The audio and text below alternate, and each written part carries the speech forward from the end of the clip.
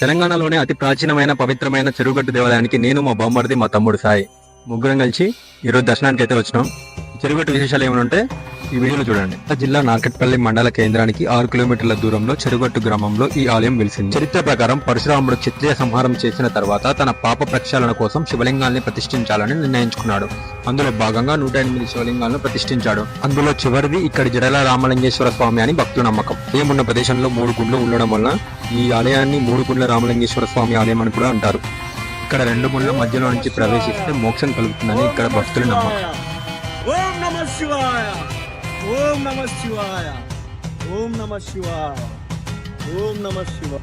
ఇక్కడ పరశురాముడు శివుని కోసం తపస్సు చేసినప్పటికీ శివుడు ప్రత్యక్షం కాలేదు. అప్పుడు పరశురాముడు కోపంతో తన గుడ్డలితో శివలింగంపై కొట్టాడు. దీంతో శివలింగం పై భాగంలో కొంత భాగం దెబ్బతింది.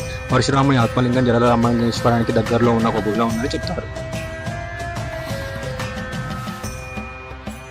నేటి నుంచి నేటి వరకు ఒక సర్పం స్వామివారి ప్రదక్షిణలు చేసి వెళ్తుండడం ఇక్కడి విశేషం. ఇక భూత ప్రేత పిశాచ బాధలతో సతమవుతున్న వారికి స్వామివారి పాదుకలను తాగించడం ఇక్కడ ఆనవాయితీగా వస్తుంది.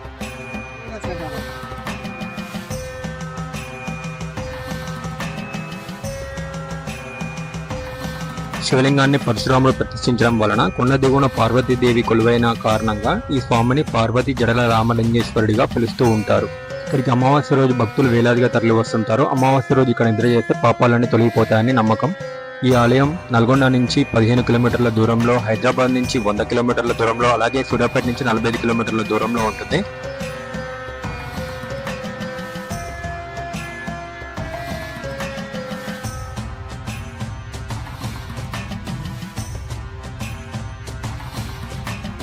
అలాగే కొండపై ఎల్లమ్మ తల్లి దేవాలయం కూడా ఉంది. ఎంతో భక్తితో నమ్మకంతో అక్కడ భక్తులు బోనాలు సమర్పించుకుంటూ ఉంటారు.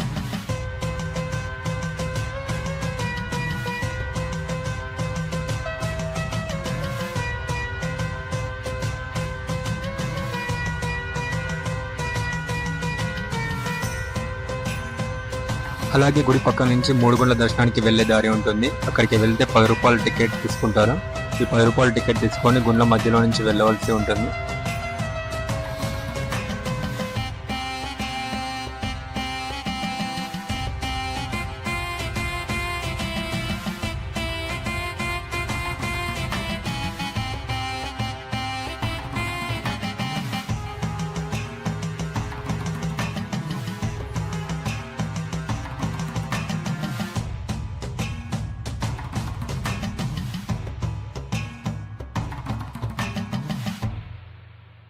శ్రీ జడల రామలింగేశ్వర స్వామి దయతో మీరు మీ ఫ్యామిలీ మెంబర్స్ అందరూ మంచిగా ఉండాలని మనస్ఫూర్తిగా కోరుకుంటూ ప్లీజ్ లైక్, షేర్, సబ్స్క్రైబ్.